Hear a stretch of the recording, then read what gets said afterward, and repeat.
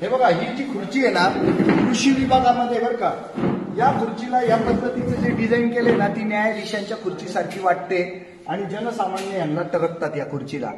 तर ही खुर्ची कोणत्या अधिकारात अशी बनवली जाते? वेगवेगळ्या कार्यालयांमध्ये ना महाभाग, चोट्टे, भामटे, भ्रष्टाचारी, कर्मदरिद्री, जनतेला गुलाम समजणारे, स्वतःला मालक समजणारे हे जे कर्मचारी आणि अधिकारी ना, ते अशा खुर्च्या बनवून जनतेवर रोब झाडायचा प्रयत्न करतात, जनतेवर दहशत करण्याचा प्रयत्न करतात. कृषी अधिकारी जे आहेत त्यांची ही खुर्ची आहे, त्याची आम्हाला लाज वाटते.